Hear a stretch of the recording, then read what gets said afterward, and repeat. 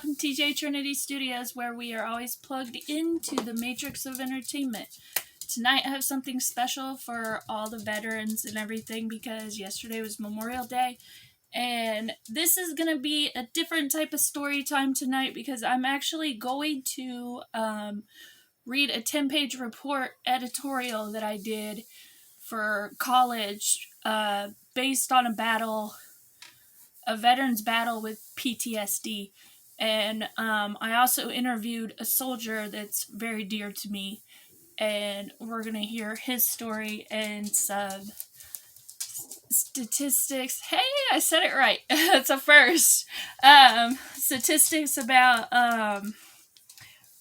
the percentages of suicides in veterans and everything. And I know we usually do funny stuff and happy-go-lucky, but I feel like this video should be like this because we really need to start supporting our troops and giving them some respect. And, of course, it's in remembrance of the fallen troops that have sacrificed quite a bit for us. So, we're going to start. A veteran's battle with PTSD. In this op-ed, this student will tell you a true story of veterans with post-traumatic stress disorder, which is also known as PTSD. A veteran's life in the military is always a battle. They battle the enemy with loss of their compadres. Then, when they get home, they battle their mind and relive the war in their mind. They get very little help, if any, when they come back from war. I will address this in the paper. By the end of the paper, you will understand what a veteran goes through and why they have PTSD. Yes, I'm going to say student and paper a lot because, like I said, it's a student paper that I did. In this student's opinion, it is this student's opinion that I believe veterans do, in fact, have PTSD. This student also thinks the veterans need more help when they come back home from war. This writer will show you evidence from 5 different sources from an interview with an actual veteran and newspaper articles stating facts on this matter. That our veterans need more help than what they do have and how hard it is for a veteran with post-traumatic stress disorder. There is a counter-argument stating that veterans have a lot of help and places to go, so they do not hurt themselves or others, which is true, just not enough to help veterans the way they need help. I will also show you the rates of suicide and crimes from veterans when they get back home from war.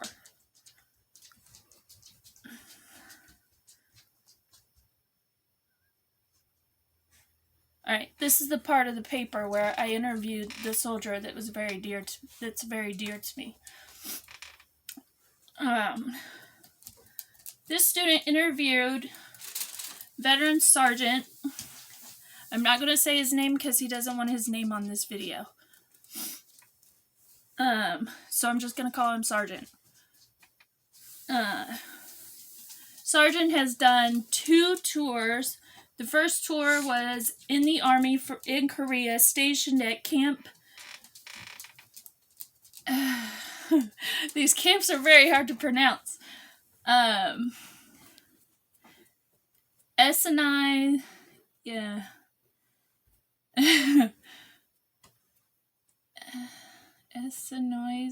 Essenoise, and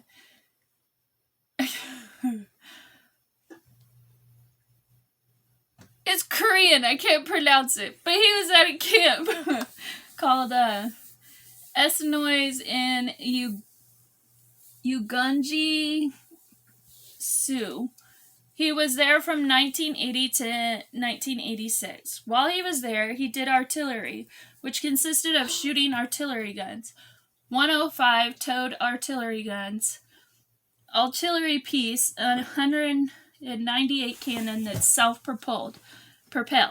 The second tour was for the National Guard in Afghanistan, stationed at the Bagram Air Force Base. Sergeant was there from 2006 to 2014. While he was there, he was military police. He took care of the prisoners, perimeter patrol, main gate security, prisoner escorts in charge of the maximum security part of the prison of 300 prisoners who threw feces, urine, semen, and spit on him daily. Can you imagine that? Sitting there having to take care of those prisoners and getting all that put on you. That's got to be really hard on someone. Sargent was in the military for 14 years. When I asked Sargent how it was overseas, he stated, "It was exciting, interesting, boring, lonely, and dangerous." He did not go into much detail on the subject. When he was asked how was it to sleep in a war, he stated, "It's not really sleep. You can sleep, but you do not sleep. Just the slightest sound will keep you awake. You have helicopters flying over you with jets. Also motors going off all around. Guns going off, helicopters in the air. Being there for his troops because he was in charge of the platoon." When asked the question, how scary was it knowing you might not make it home, the sergeant stated, "I didn't think about it." Then he stated this powerful line, "The power of thought and power of word might make it come true." I'm going to repeat that again because that's a pretty powerful line. The power of thought and power of word might come true. When Sargent returned back home, he did not get a proper debriefing, but he received very little from the military. He did not get an official diagnosis with PTSD until June 2018. He did state that since being home, it was hard at first, but the war never leaves him. But he is glad to be home. Sargent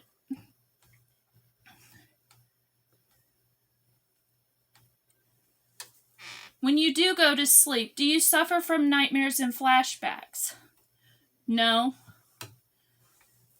Got to sleep for that to happen. Sometimes everything and sometimes nothing triggers his PTSD. When I asked the question, have you had dark thoughts since being back home, and what kind? The sergeant stated, yes, shooting people in general, especially Muslims. Now, this is nothing against Muslims. It's just he was in Afghanistan, and you can understand being a soldier over there and having to deal with what he had to deal with in the prisons and stuff. I can understand why he said that. He also has thoughts of shooting himself, which that one brought a tear to my eye big time, because like I said, this person is very dear to my heart. Do you have any addictions because of war? No, but I drank more booze when I got back. How hard is it to cope with PTSD? Sometimes it is easy, but then again, sometimes it's not. Sargent only received help from the military when he seeked it out, but still received very little help and has been forgotten. I asked him if they gave him medicine or if he finds natural ways for medicine. He stated, I have to find natural ways to help. I talk to people and go on rants. They have not given me medicine. The last question I asked him was 2 questions in one. What are your thoughts on veterans with PTSD? Do you think veterans get enough help when they come back from war? He stated, the only veterans that got help were the ones in Afghan war and Iraq war. Some have PTSD and some do not. Each veteran deal with PTSD differently. As I read an article in the Make the Connection, the December 2017 article, PTSD by the numbers, 12% of the veterans in the Gulf War, also known as the Desert Storm, have PTSD.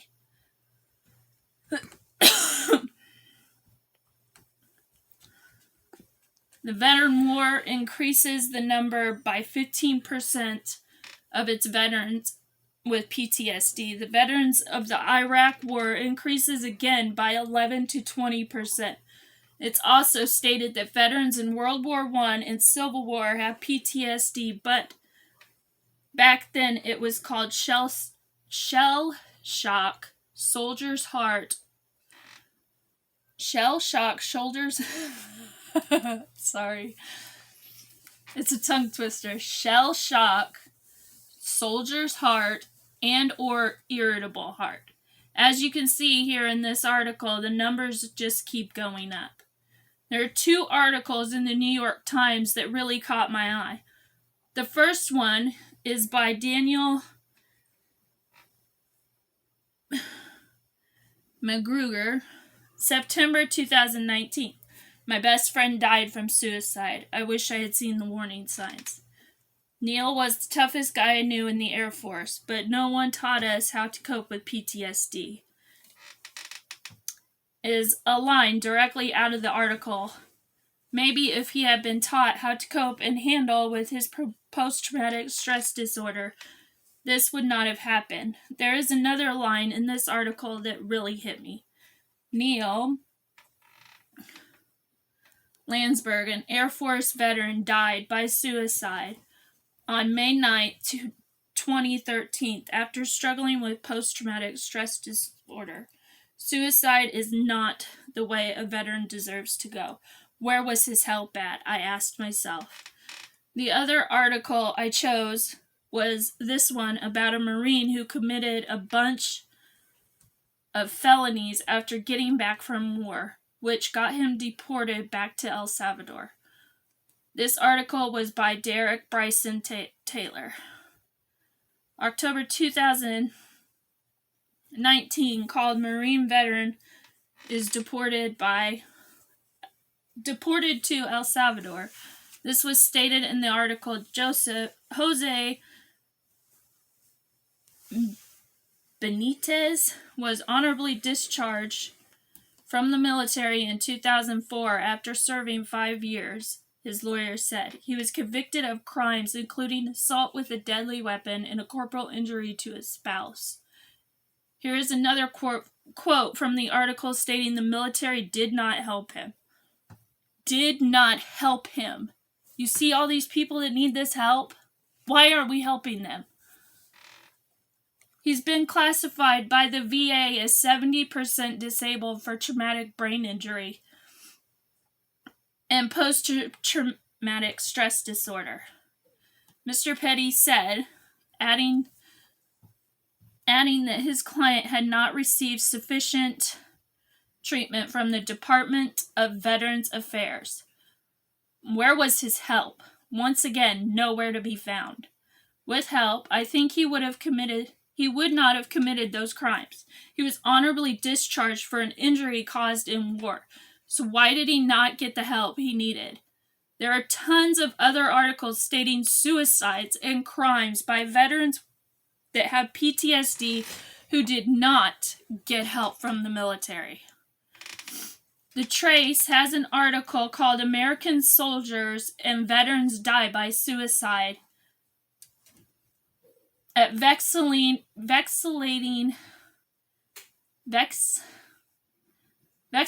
high rates by Ben Hatton in March 2017. This quote in this article will state some of the numbers of suicides of veterans with PTSD who have been to war, especially the war in Iraq and Afghanistan. The suicide rate in the military used to be lower than the population at large. But in the years following the start of the wars in Afghanistan and Iraq, service members began stupid computer.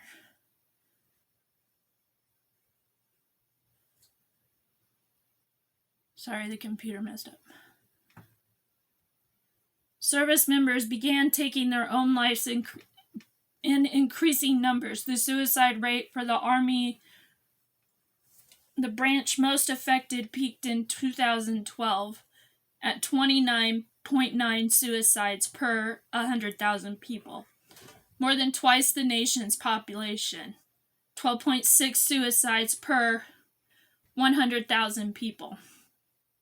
The service saw 165 suicides that year, about one death every 2.2 days.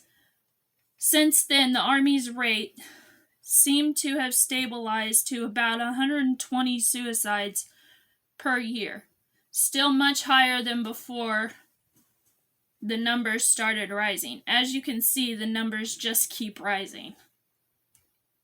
Those numbers should be zero. They should be getting the help they need. Not these numbers. Nobody should die from suicide.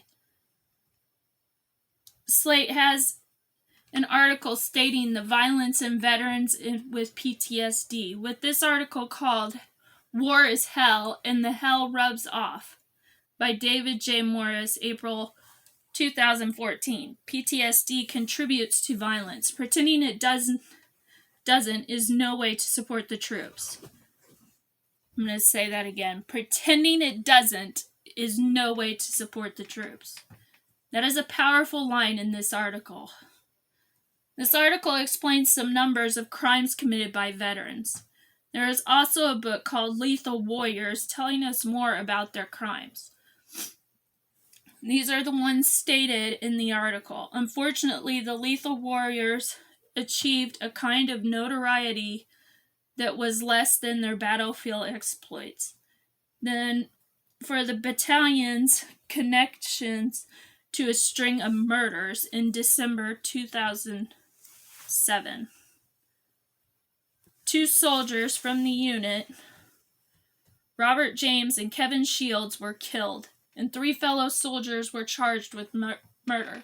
The killings were part of a large pattern of violence extending back to 2005, including 11 murders, and what was the largest killing spree involving a single Army base in modern U.S. history. Here are a few numbers show how much PTSD causes violence in veterans, as stated in the article. The increased violence around Fort Carson began at the start of the Iraq War. A 126-page Army report known as the Epidemiological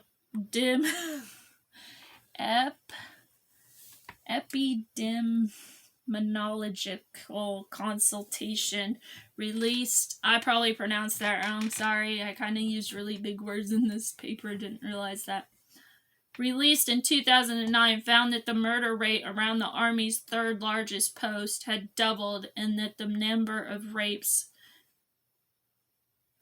arrests had tripled. Health Research Center in San Diego surveyed 1,543 Marines with at least one combat tour and found that the Marines who had reported PTSD symptoms were more than 6 times as likely to engage in antisocial and aggressive behaviors than those who did not report their symptoms. The numbers have been increasing.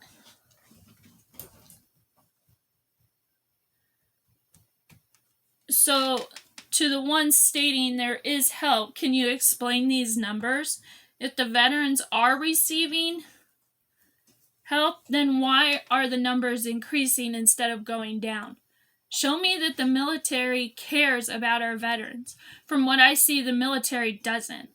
They just want someone who will follow orders and sacrifice their lives, then come back and get treated like they do not matter. For those of you who do not know what post-traumatic stress disorder, I will state the definition from the dictionary. A condition of persistent mental and emotional stress occurring as a result of an injury or severe psychological shock, typically involving disturbance of sleep and constant vivid recalls of the experience. with dulled responses to the others and to the outside world, which everything the veteran has been through, he or she relives every day. And when something triggers them, so loud bangs, fireworks, car backfires, these are some that could trigger the PTSD. Flashbacks and nightmares are most likely the craziest for veterans. Sometimes you cannot wake up from them, and when you do, you cannot breathe. The bed is soaked with their sweat. In conclusion of this opinion editorial, hang on, the computer messed up again. I have shown you examples of veterans who suffer from PTSD, the dangers and numbers of rates of crimes and suicide in veterans who have PTSD, the fact they receive little to no help at all, how even talking to a veteran is hard for them to go into detail on what really goes on in war, which you read about in the interview with Sargent. This student has shown you stuff people hate to talk about, but it really needs to change. There needs to be more help and respect for our veterans and troops in general. Let's get those numbers down. These numbers are the most important. These are the most important numbers to see decrease in the world. As you can see, some of them cannot leave the war behind, which is dangerous for people, especially the ones who committed crimes. Now, you should be able to walk a mile in a veteran's shoes after reading this paper. What can you do to help the veterans? If you see a veteran, treat them. Sorry, I'm getting a little choked up because I don't like the disrespect of veterans.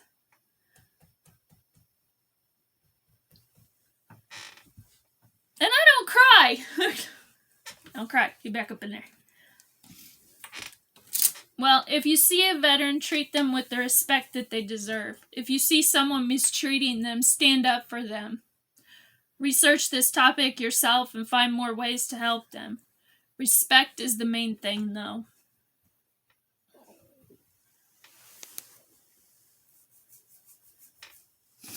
So, I did that paper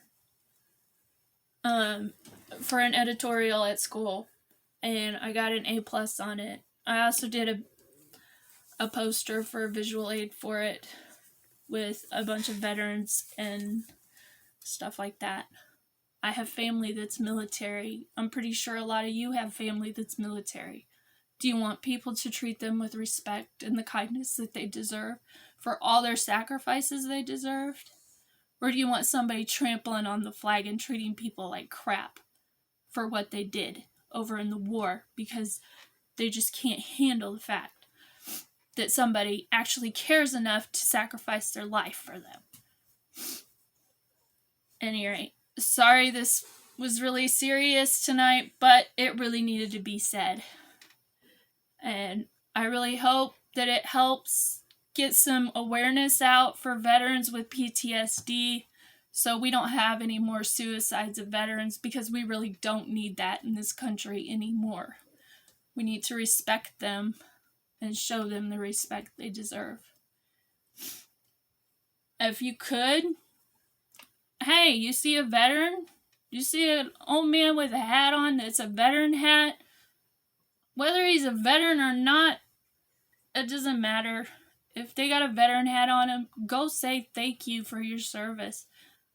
Go up to the register, buy a meal for them, and just put a note on the thing saying thank you for your service.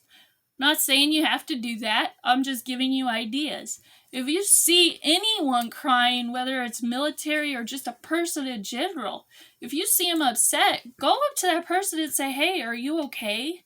Because suicide and PTSD is like a really bad thing in this world, especially for veterans and troops that come over from the war and everything. You don't know what they go through if you're not in the military, but from the interview that I did, I could tell it was really hard for him to talk. And I really hope he's not mad at me because I did this, but like I said, he's very dear to my heart, and I'm done being emotional. If you guys liked it, give it a like and a subscribe, and please share it because this word needs to get out. And I will try not to do such serious videos, but sometimes they need to be done, and we can't always have fun and humor all the time either. So y'all have a good night, and if you haven't hit that subscribe button, go ahead and hit that subscribe button. If you didn't like it, I'm sorry. Good night, y'all.